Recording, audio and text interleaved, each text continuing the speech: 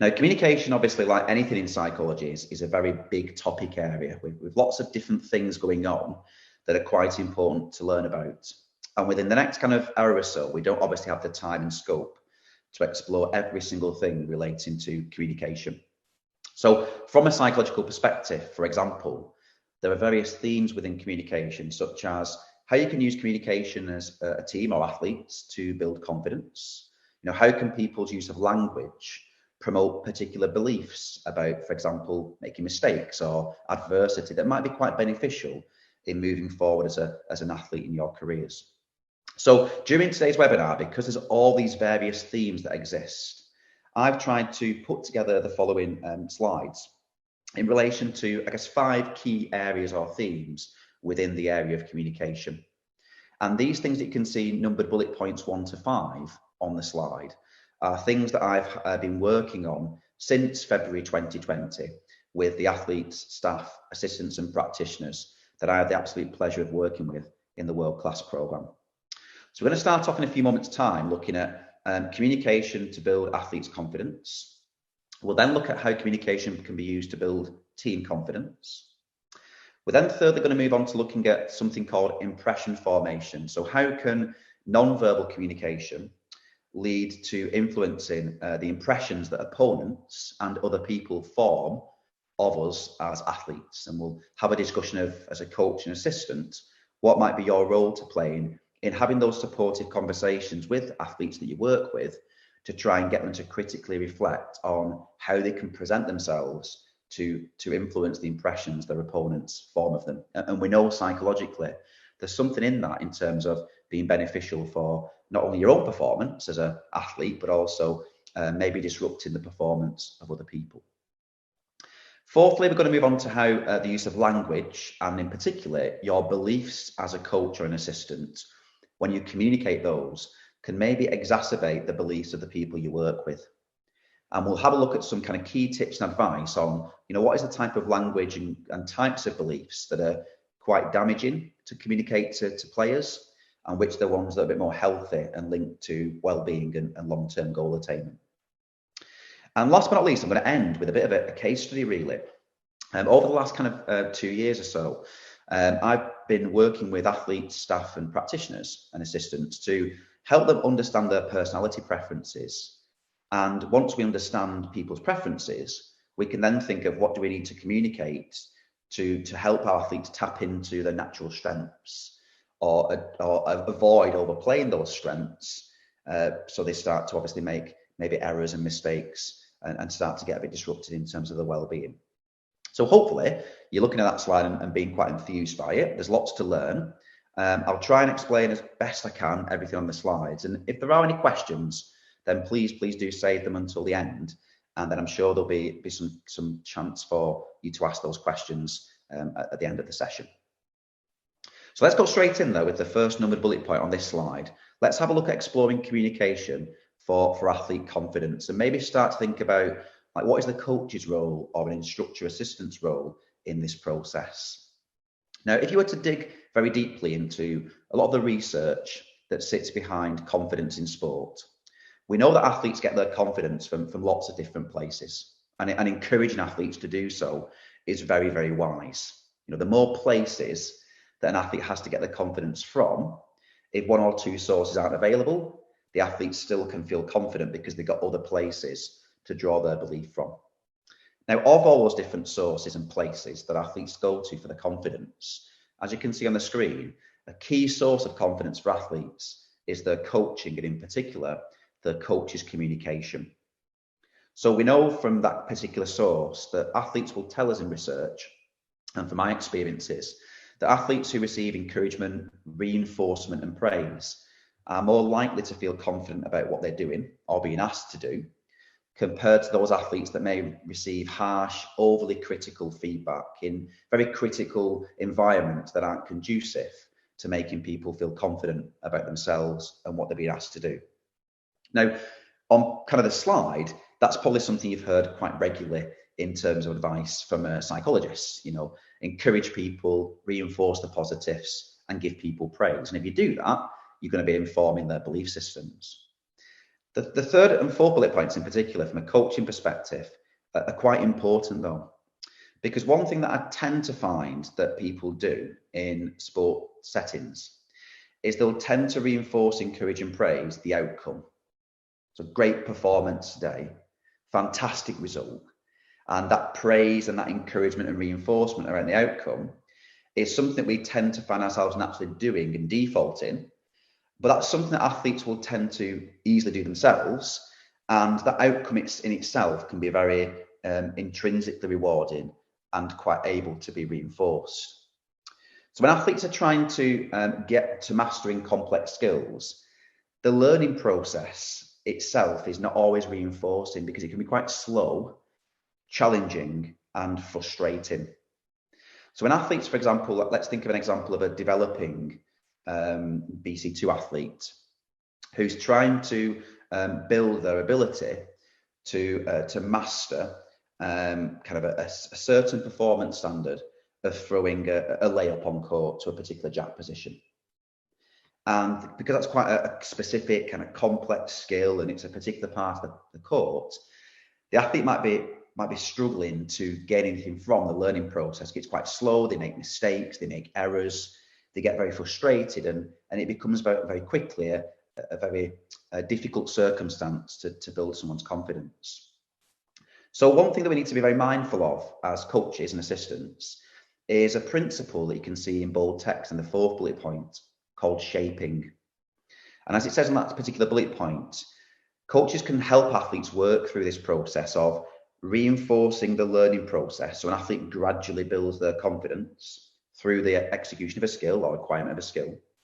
We call that process a principle called shaping, where as a coach or assistant, the successive or closer the athlete is getting towards a desired behavior, it's those incremental steps that are really, really crucial to reinforce. So again, going back to the example of an athlete, BC2 thrower, who's new onto a program or a pathway system, whatever that might be, they might be in the very early stage of trying to master and learn a very complex skill on court. And there might be lots of different processes and elements of technique. So for example, elbow position, wrist position, alignment with the chair and the jack, and looking at where they need to land the ball on the court. And all these different elements of that technique and skill performance come together to hopefully in the end allow that individual to perform that shot excellently well. So when we're kind of trying to work with those types of athletes, it can be very useful to try and, as you go, shape the confidence of that individual through very graduated levels of giving people self-belief. So in this example, let's say that the athlete has, they make a mistake, they throw the layup on the court, and the layup isn't quite right in terms of how it's been executed. But as a coach, you realize that the athlete's getting slightly better at getting their elbow in the right position to be able to execute the shots. There might be other things in the process that are wrong, but the athlete is making they're getting a little bit closer to the desired behavior because their elbow position now is getting time and time again in the right place to execute the layup on court.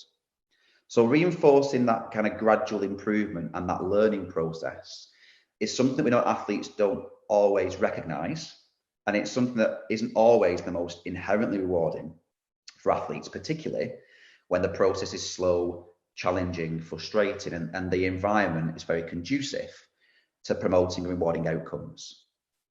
Now, when you dig a little bit deeper than that, if you look at the bullet points on the bottom of the screen, it's also crucial to reinforce effort, improvement, and technique, not just outcomes, particularly in high elite level sports.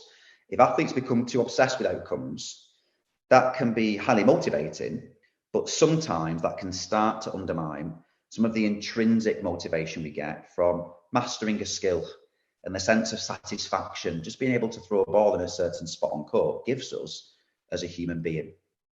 So a key implication from this particular slide also is, and it's something to reflect on as coaches and assistants in your communication with athletes, if you want to build athletes' confidence a bit more robustly, it's not just always about reinforcing, encouraging, and praising the outcome, the shot outcome, and where the ball ends up on court, but it's also trying to think about how do we provide that principle of shaping, where the closer the athlete is approximating themselves to the desired outcome, That's the bit that can be really reinforced. And it's that bit sometimes that can be very difficult for athletes to kind of commit to, gain confidence from naturally, because it can be a very slow, laborious and frustrating kind of thing to work through. We also know that how we reinforce good behaviour and effort is probably also more psychologically appropriate than using punishment.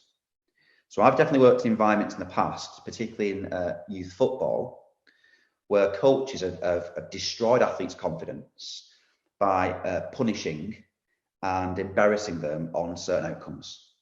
So, for example, a player's late for training and the coach makes a deliberate attempt to kind of label that athlete or kind of have a go at that athlete critically and harshly in front of other people. Now, rather than doing that, the better way of focusing on reinforcement is thinking about the good behaviour rather than the punishment. So, for example, as a coach, you could make a point constantly in your environments of reinforcing the athletes for being punctual rather than punishing those that are late.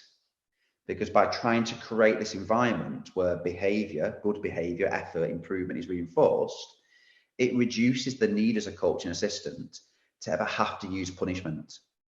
And we know that punishment, in particular in psychology, the more that we use punishment, the more athletes tend to develop a mindset for doing something, not because they want to, but because they want to avoid someone's disapproval. And in the short term, that can be fine motivational wise, but in the long term, that's tied to some pretty nasty stuff. So we know that athletes who tend to go down that path are the ones who tend to enjoy their performance environments less. They can withdraw and relinquish effort, and they don't tend to be too robust when it comes to their confidence in really tough adverse moments. So kind of the first thing I wanted to kind of just talk to a little bit, and I'm sure there's other things and things we could talk about on this, but I'm conscious of time, is that a key source of confidence is your communication as a coach. And those principles of encouragement, reinforcement and praise are really crucial to hold on to. And I would definitely encourage you to reflect as a coach or assistant, as you're hearing this, how could I shape the behavior of the athletes that I work with and come into contact with? How good am I, or how often do I reinforce the learning process, not just the outcome, and engage in some of that critical reflection, and hopefully that will give you some things to think about when we're thinking about communication for athlete confidence. Now, obviously, confidence at two levels. We have individual confidence, and then we have confidence in other people that we're required to compete with. And research has also confirmed the effect of what's called a team confidence contagion in sports. Specifically, we know from research that individuals within teams or team members have greater confidence in their team and what their team's trying to do when people in authority positions like coaches and assistants and leaders express high rather than low confidence in the team's success. So performance has also been found to increase when leaders express that high sense of belief in what the team's trying to achieve. And we know that, however, on the other hand, performance has been found to decrease when leaders express low, tentative, uncertain beliefs in their team's performance and success. So what does that all mean? Well, ultimately, expressing confidence as a leader in your roles as coaches and assistants, people who players look up to for advice and instruction, it shows your team that you believe in them, which partly enables you as a coach or you as an assistant to transform that team into a very effective operational working unit. So kind of now that leads on to thinking about, well, what are some of the things we can do from a communication perspective that will allow me as a coach or assistant to better express and exude that confidence in the people that I work with? Non-verbally, for example, we know that a coach and assistant could communicate their confidence in their team by reacting enthusiastically and displaying positive body language, irrespective of the outcome. And the reason why that last little bit of that sentence is really important is because we know through research that when coaches only present positive instruction and feedback on the basis of success rather than failure, as a coach, you're creating conditions that your athletes feel they'll be accepted by you. So if you only demonstrate positive body language and react enthusiastically and show you care for your athletes when they win and when they succeed, but you don't do that when the athlete maybe fails, makes a mistake, or is in some adversity, that can very quickly transcend and communicate to an athlete that my coach will only accept me and approve of me when I succeed. And that very quickly, as we'll see later on, can then transcend into I must succeed as an athlete, because if I don't, my coach won't approve of me and I'll have less self-worth. And psychologically, that's not a great thing to be promoting and experiencing as an athlete within any sports setting. So a kind of key thing to think about is, and a reflection on ourselves is, how good are we as coaching assistants at portraying kind of consistent, positive body language and enthusiasm, even in instances where it's very difficult to do so. So like the players we work with, and we always encourage players to be upbeat and keep portraying that presence on court no matter what happens. How good are you as a coach or assistant at doing the very thing that you're encouraging your athletes to do?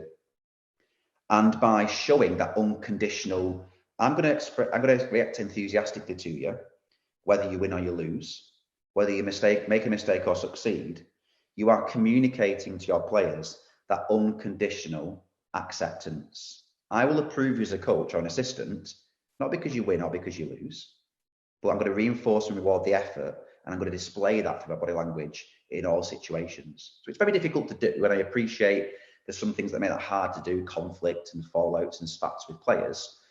But non-verbally, we know through research, by being consistent in how we display our body language positively, the more that will promote some really good stuff psychologically in the players that we work with. So I've worked in the World Class program with coaches and with team members more broadly. What can we do in those environments that we're in to react enthusiastically, even when in the most harsh of environments, things aren't going great for us? How can we promote that just to preserve the confidence levels in the people within that environment? Verbally, a coach could communicate their confidence in their team through positive affirmations. Great play in that end. As a team, we came together really nicely in that end. In that fourth ball, when the chips were down, this was really, really encouraging to see how you discussed, you took your time out, and you executed your shot process. So well done for doing that. So again, you're verbally communicating your confidence in what your team's doing, and those positive affirmations can very quickly rub off on the people that you work with. So that's a little bit of information, and hopefully been insightful around communication for athletes' own confidence, and then communication for a team's confidence in terms of your role as a coach or assistant in exuding confidence in everything you do within your role. The next slide now, I appreciate I've been talking for a little bit there, and I don't want to kind of rattle through all the slides. On the screen now, I want you to have a look at the 4 athletes that are on the pictures on the slide. So we have, I'm not going to go through them all, we've got David Smith on the top left, we've got Samuel from Slovakia on the top right, and obviously you can probably fill in the other athletes as well. What I want you to look at now is, I want you to imagine that you're competing against these 4 athletes that you can see displayed in the images on the screen. And I want you to think about 2 particular questions. My first question for you to think about, and just maybe make a note of, is when you look at the communication of these 4 athletes, what impressions do you form of them? So for example, when you look at David on the top left, and you look at the communication being expressed non-verbally because we can't hear him, what impression would you form of him if you were competing against him as a bocce player?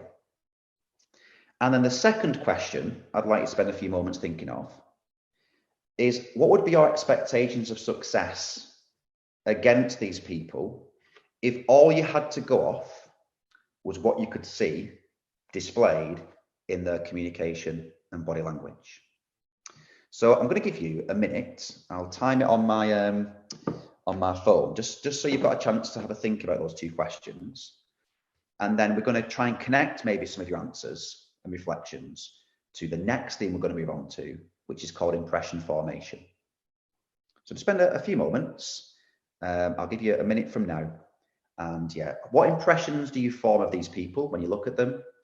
And what would be your expectations of succeeding against them based on how they're presenting themselves on court?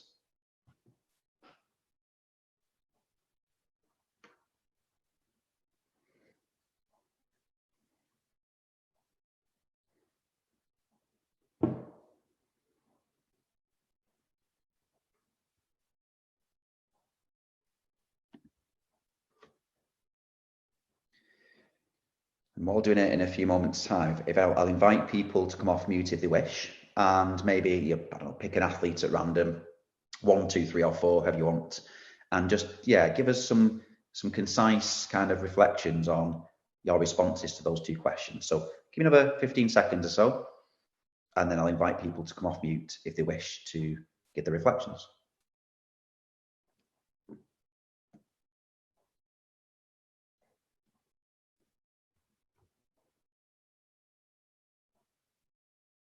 Okay, let's hold it there for now.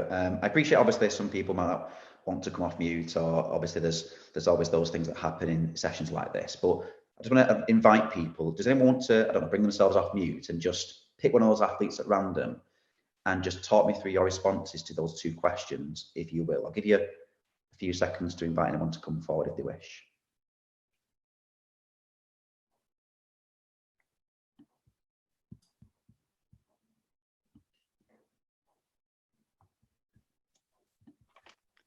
I think Liz has come off mute. I have. Ah, there we go. Liz. Since nobody else seemed to want to. I looked at Evie and I thought she looked confident, pleased with herself, in control.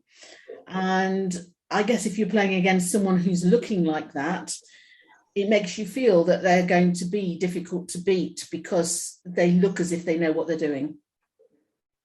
Yeah, spot on, Liz, and thanks first of all for being the one who's come off mute and shared some reflections. Absolutely. So when you look at Evie, who the athlete on the bottom left of the slide, he looks in control of what she's doing. She's exuding kind of happiness and belief and a whole range of different really positive episodic states, if you like, and emotions.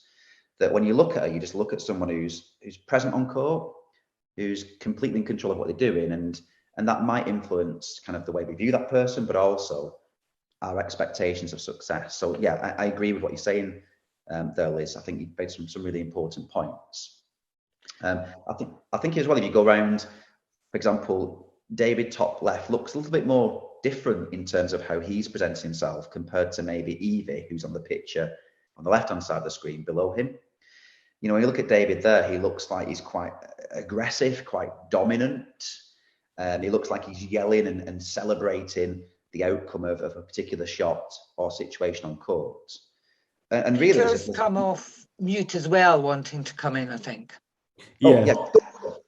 So I am looking at Samuel, but it also can go to David, as well as to the fellow in the bottom, which is they exhibit strength, aggression, dominance. And this is something that I mean, this is going to be quite interesting, but I think that there's also this difference between male and female players, that the males tend to, I mean, I know from my experience when I go to nationals or, international tournaments, they tend to be, well, aggressive, loud. They are very verbal in, how they've succeeded, maybe a shot or the end.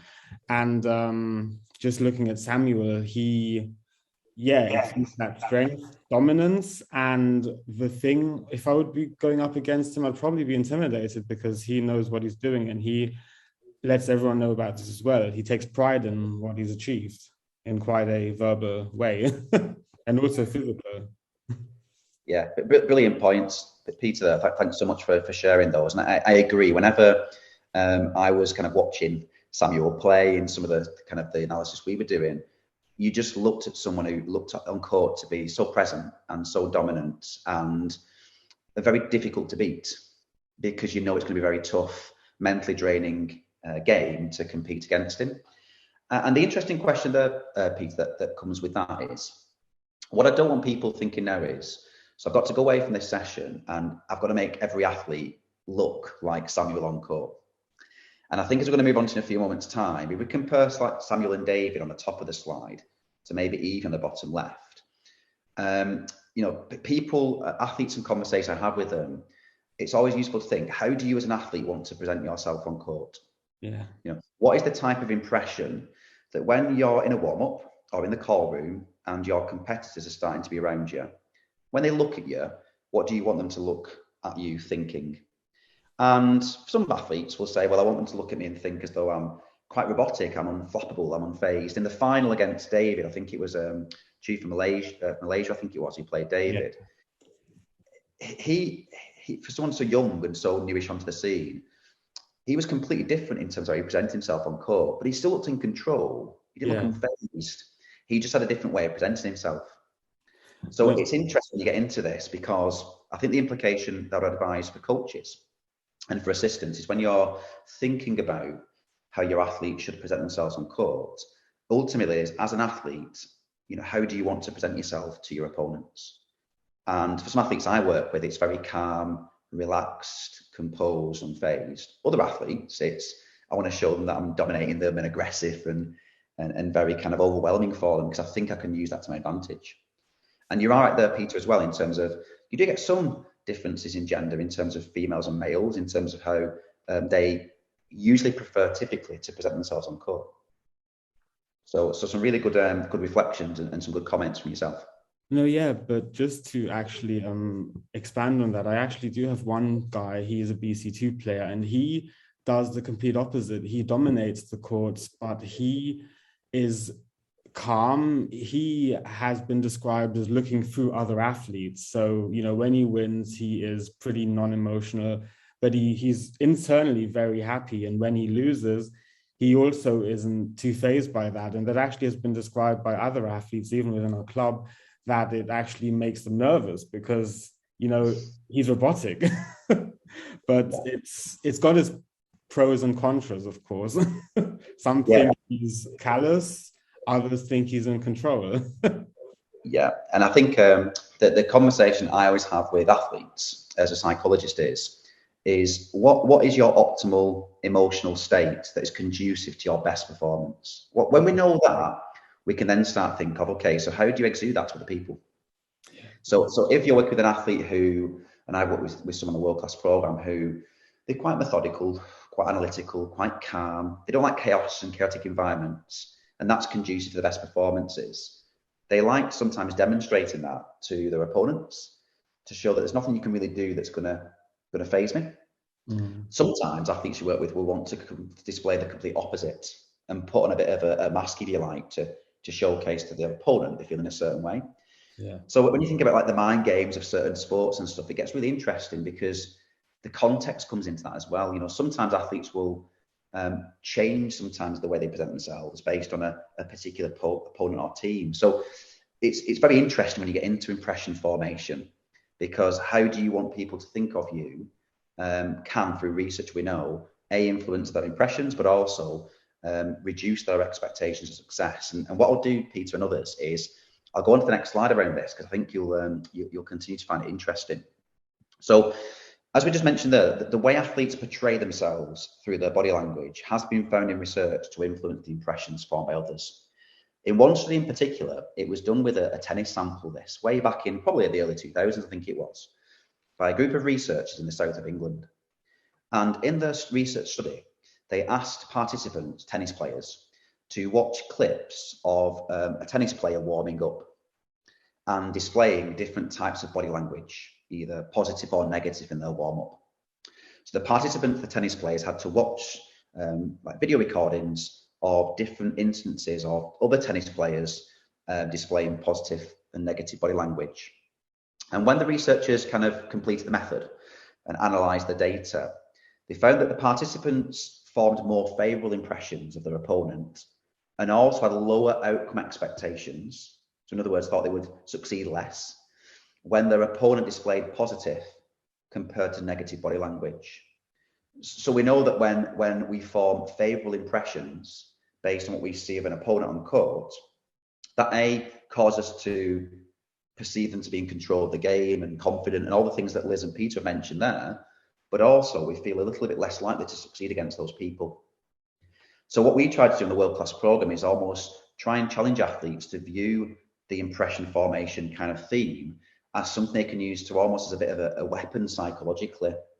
If we can think about the type of situations and people you'll be coming up against, and also think about how you like to feel to perform best, and we put all that in a melting pot, ultimately, for your body language, what will give you the best chance of success? And through our analysis and watching opponents and thinking about ourselves, we're able to consider some of those answers to those questions. Now, also, if you look at the kind of the fourth bullet point on the screen, there is some research that shows that how an athlete presents themselves and their body position and the way they sit in the chair, in boccia, for example, what they look at, the cues they pick up on, how they present themselves can also influence their own confidence. So we know, for example, that athletes who tend to kind of sit quite tall, have a bit more of an open posture, if possible, direct their focus to in front of them rather than away from the court, and they face up to a situation. That can signal to an athlete in the way they're behaving, they're ready to perform, and that then leads an athlete to have more trust and belief in what they're trying to achieve. So as a coach, I guess, therefore, it's vital to reinforce with the athletes that you work with the positive aspects of body language based on what your athlete and how your athlete wants to present themselves on court. And on the next slide, I've got a few example reflective questions really that might help you in your roles, just to trigger some of those useful reflective conversations as a coach or assistant with the people you work with. So some of these questions you can see in italics on the screen are conversations that I would have with my athletes when we were watching their matches, and we'd start to pause bits of tapes and reflect on how they present themselves. So questions like, how positive do you perceive your body language to be on court? Tell me about how you present yourself and how positive do you think it is? What aspects of your body language do you think is positive, and what aspects of your body language do you think might be considered by others to be negative? When do they happen? In what instances? You can delve a lot deeper into that. Ideally, in a miracle kind of question, if you like, how do you want to look on court? What are the things you could do to help the people you come up against form those favourable impressions of you as a boccia player? And the critical key question is the final bullet point in those big lists on the first half of the slide. How can you initiate those positive aspects of body language? They don't just naturally happen or automatically happen. What skills and abilities do you have or maybe need to develop that are going to trigger those positive aspects of body language more often than not? And then you get into a whole real in-depth discussion with athletes around how that can happen. Now, to assist that process, it can be useful to watch previous footage with an athlete, consult other people who maybe train with that athlete. When you train or when you compete against this particular player, what do you see? In what instances do you not see those behaviours? From your perspective as an opponent, how does that make you feel? So you can start to get in those very inclusive environments. You can start to get some really, really nice reflections that you can feed back in your work with athletes to hopefully help them to improve the presentation of themselves on court. And like you say, Peter made a great example of that. In the World Class Programme, if you look at some of the athletes within our system, we have some athletes who will yell after shots, and no matter what it is, they'll always try and find the good in something, and they'll express that to the opponent on court. We have other athletes who, like I say, a bit more considered, a bit more calm, a bit more still in the chair throughout a match. And the key, I think, for that is there's probably not one particular presentation that everyone finds to be the gold standard. I think it's a bit more specific and tailored to the athletes you work with, based on your states and how you want to feel on court and how you want people to look at you on court. What do you consider to be the positive aspects of your body language? So hopefully that's instigated a little bit of thought around maybe the athletes that you work with and the athletes you support. And I think as a coach and assistants, we have a role to reinforce that too. So when we've seen and watched an athlete be on court, we can then maybe reinforce some positive aspects. In that end, that was a very difficult, challenging end, but I saw from your body language that you remained quite open in your posture and quite tall. You remained quite forward in your chair, and you were showing that to your opponent, you were willing to kind of execute your shots. Really well done for that. So again, it goes back to those principles we talked about earlier around reinforcement, encouragement, and praise, not just of the outcome, but of some of the behaviours and some of the processes that hopefully lead to the win or the success you're looking for as a boccia player. So we'll move on to the next couple of themes, and I'm conscious, obviously, I'll be going for a bit of time here. So we'll definitely go through the next two, and I've got a few examples of the final theme, so we'll probably choose a couple of examples at random. just to finish off the session really. Now, the bit of communication that I think is becoming ever increasingly important and understood in psychology is use of language, and particularly the communication of beliefs as a coach and assistant to the players you work with. We know that an athlete's beliefs about an event or situation determines the way they feel, behave, and perform. That's fundamental psychology, that. It's not a situation, i.e. a loss, that makes you feel bad. It's your beliefs about what losing means to you as an individual that makes you feel disappointed, angry, upset, and so on. So we can't change the situation. It's going to happen in life. We can only change our belief system. And we know that athletes are influenced by the language communicated to them by those around them. So as a coach and assistant in your roles, you have to be very mindful of what are my beliefs in terms of my own coaching and assistant role, and how do I communicate those beliefs, and what's the impact of that upon the athletes that I work with? Because we know through research that communicating beliefs as a coach can exacerbate an athlete's own internally held beliefs. You know, saying to an athlete that if they lose, that will be terrible and the end of the world. If an athlete already thinks that, or maybe doesn't think it too much, we're starting to promote a really unhealthy belief system in the people that we work with. And sometimes, but from coaches, I think by doing that, they're motivating their players. You know, you must perform well today because it'd be a disaster if you don't. So get out there and show everyone what you can do. On the surface, that sounds quite motivational, but it can be quite unhealthy in terms of a belief system, because what we're communicating there is some very rigid, extreme, illogical beliefs. And in sports psychology, we call those irrational beliefs. You know, very rigid. You must, you have to, absolutely. Extreme, otherwise it will be the end of the world. Illogical in nature. Those types of beliefs we would call to be irrational beliefs. On the other hand, we know that rational beliefs are a bit more flexible. Like to, I really want to, but they're non-extreme, and they're more logical and pragmatic in nature. Now, before I show you some examples of the two different types of beliefs, just a bit of background. We know through decades of performance science research that irrational beliefs are associated with dysfunctional emotions. So by communicating to players irrational, rigid, extreme, illogical beliefs about sports and bocce, that's likely to lead your athletes to experience unhealthy anxiety. The type of anxiety that when you experience it, you want to shut down and run away. And that leads to avoidance and withdrawal and effort, and those things don't really help well-being and attainment. We know, on the other hand, though, that rational beliefs are associated more with functional emotions. An athlete might still get anxious in performance situations, but it energizes them for action. And because of that, that also encourages adaptive behavior. I'm going to face up rather than run away and disengage. And it's those types of emotions and behaviors that can aid an athlete's well-being and also aid their attainment.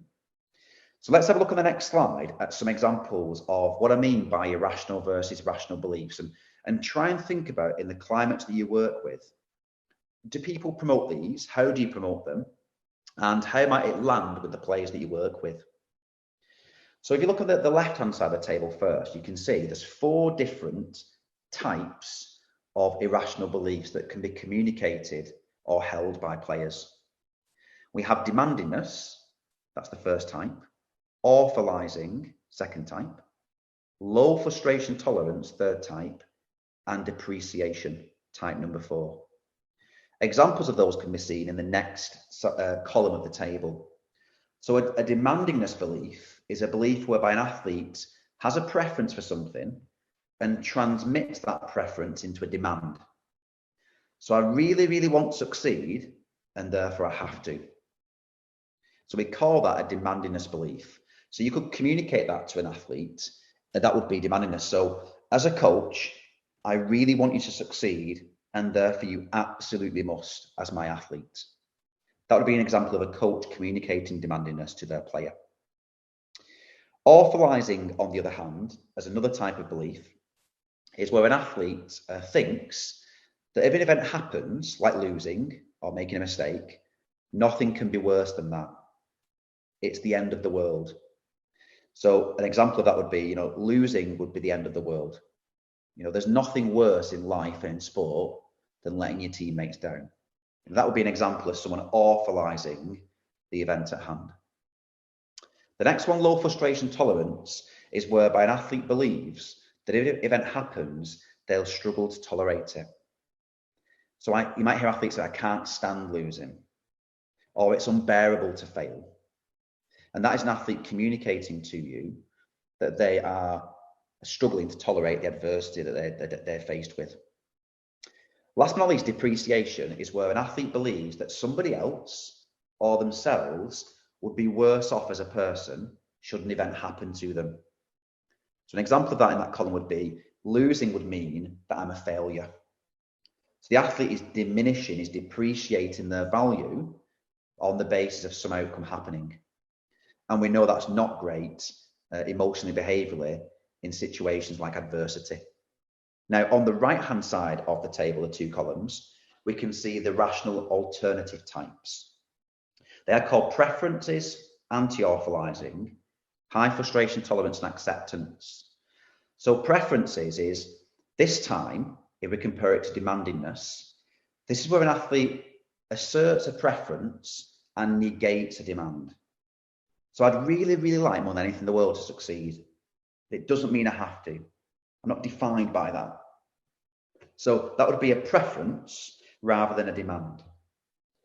Anti-awfulizing this time would be, rather than an athlete perceiving that it's the end of the world should something happen, they believe that an event will be bad and it will sting for a little bit, but there are worse things that can happen in life and sport. So losing is bad. I would prefer not to, but if it happens, it's not the end of the world.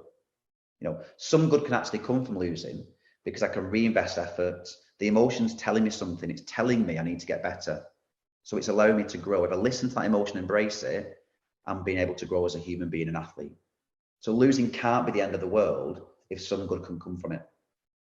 So again, having those supportive conversations with people can be really useful. The next one, high frustration tolerance, quite straightforward. This is a belief that an athlete can have where if they experience an event or situation, they perceive that they can tolerate the discomfort around it. So rather than I can't bear or stand losing, this time an athlete thinks, well, whilst losing is uncomfortable, I can stand it, I can tolerate it. I've been here before and it'll sting for a few days, but I'll be able to work through it. Again, really good for adaptive development and growth as a bocce player. And last but not least, we have acceptance. So rather than depreciation, rather than only accepting yourself as a human being based on conditions, so I'm only going to accept myself if I win, but I can't accept myself when I lose. That's depreciation. Acceptance would sound like, losing doesn't mean I'm a failure, because as human beings, we're all fallible. So it doesn't make sense to create this condition on myself that's universal to other people.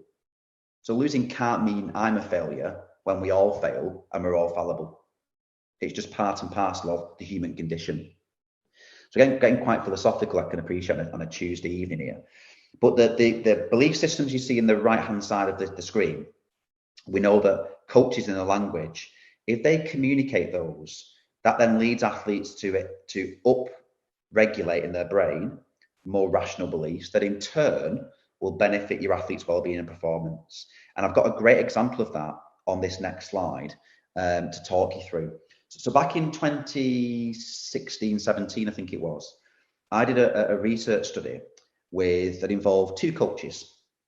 And each of the coaches were actually actors, but I hired them to learn a team talk. And each of the coaches delivered at half time of a football match. They delivered their team talk to the players they were coaching.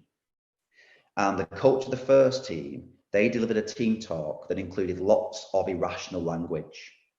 So as you can see from the first example on the screen, the coach said things like, losing is terrible. So in the second half, there's nothing worse than to underperform and lose. So they were communicating, awfulizing within that particular element of the team talk. The coach at the other end of the pitch, the coach of team two, alternatively, they were delivering a team talk that included lots of rational language. So an example of that would be, losing is very bad, but not terrible. So in the second half, remember, there's much worse things than to underperform. So go out there and just give it your best shot. So a lot more of a rational, pragmatic view of an upcoming performance. Still promote you should care about it. That's not saying don't bother about it and don't care, don't devalue it. It's saying in the second half, you should really, really want to succeed and win. But just remember, it won't be terrible if you don't. And that sometimes can be a lot more calming, reassuring, and rational as a perspective. And when we collect the data, so before the second half, the players in each team filled out a questionnaire. We swabbed the mouth and collected some stress, cortisol in the mouth, and we kind of analysed how stressed they were in relation to the second half. And the results were really compelling. We found that those players in Team 1 who received the irrational language from their coach, they viewed their second half performance as significantly more threatening compared to the players within Team 2 who received the rational team talk from their coach. We also found that players within Team 1, the irrational condition, they were significantly more avoidant focused. Their mentality and goal for the second half was just don't mess up. Just don't mess up and make a mistake and look stupid. Quite unhealthy, because we know ironically that can lead to players actually doing the very thing they're looking to avoid. Alternatively, we found that players in Team 2, the rational language condition, they were less avoidant focused in relation to the second half. So ultimately, the key message around all this is we have to be very careful and mindful when in our support of athletes at the language we communicate to them. Because when we talk about mistakes and we talk about pressure or success, winning, losing, very quickly we can attach certain conditions to our language we communicate to players. And that can then lead, if I go back a slide, to maybe exacerbating some of the beliefs you can see on the left-hand side of the screen if we're not careful.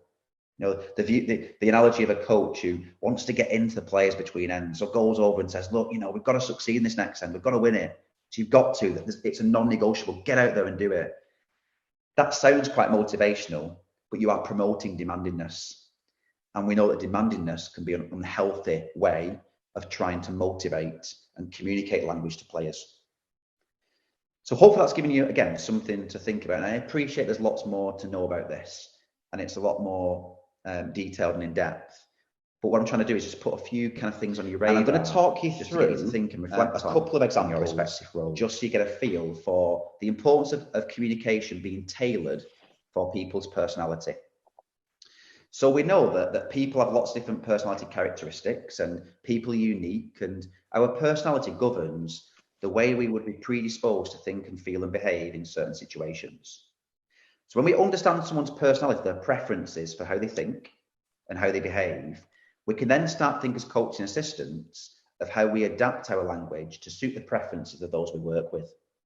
And by doing so, that can encourage people to play to their strengths, to take care, or to respond adaptively to success and failure.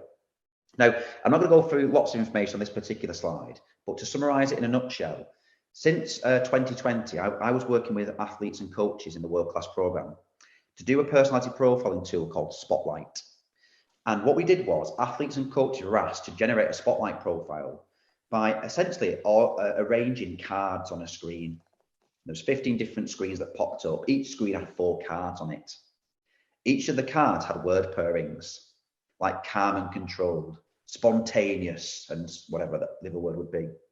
The athletes had to pick the card that best represented them, the card that least represented them, and move them to ends of the screen.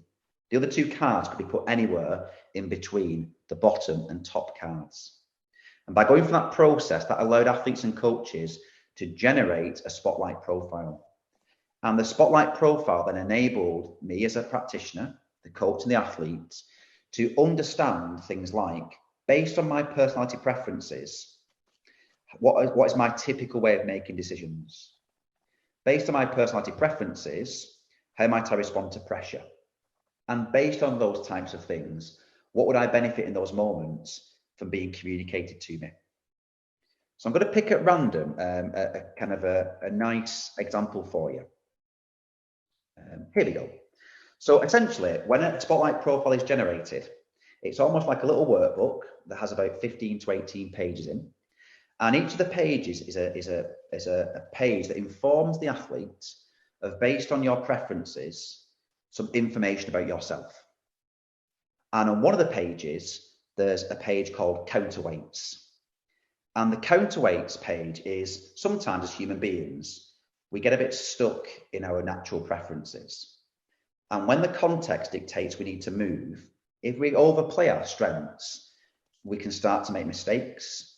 We can start to not adjust to environments, and we don't evolve and shift with the times.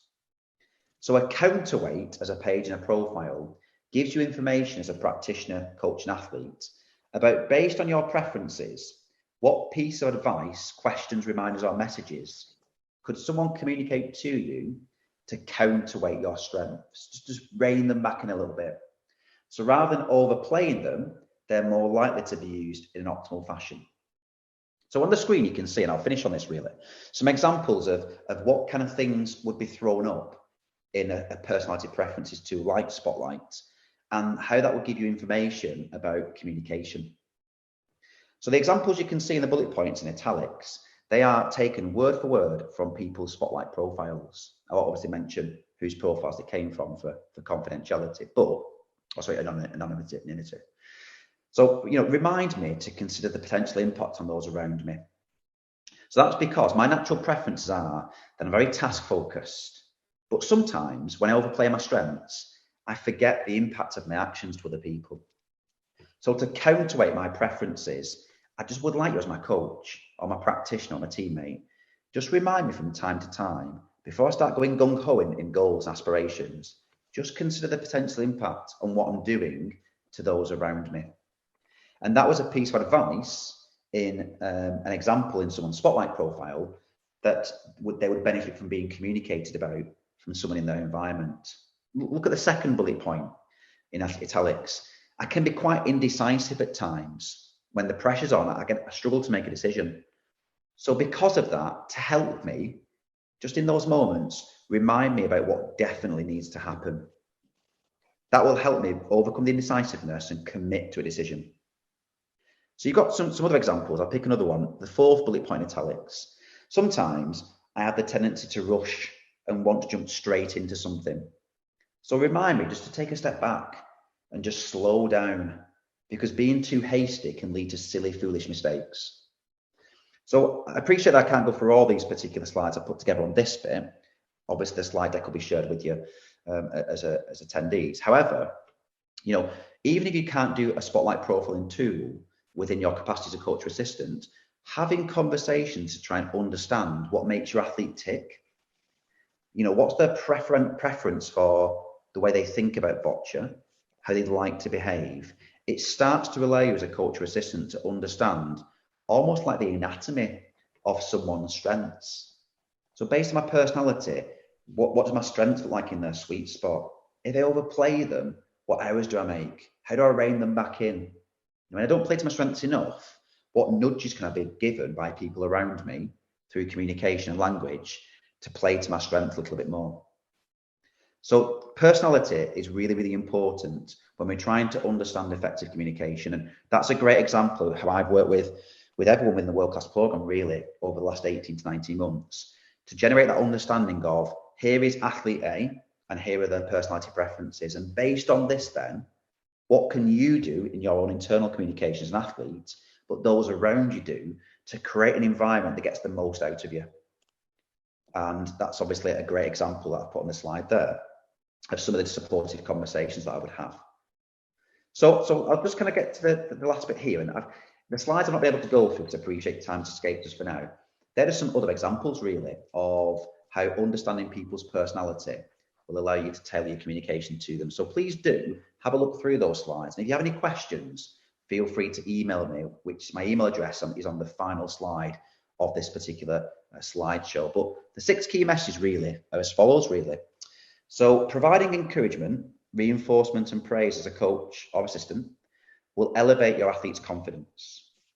Number 2, expressing high confidence in your team's success as a coach or assistant means that team members will feel more confident about their team and therefore perform better. Thirdly, portraying positive body language as a player can improve not only your own confidence, but it can influence the impressions formed by opponents. We've also explored how communicating irrationality as a coach, such as losing will be completely intolerable, that will encourage irrational thinking innately held in players, which isn't really that great. And conversely, communicating more rational language as a coach, losing will be tough to handle, but it's bearable and tolerable. We'll work through it together. That will encourage more rational thinking innately held in players, which is really, really efficient for them.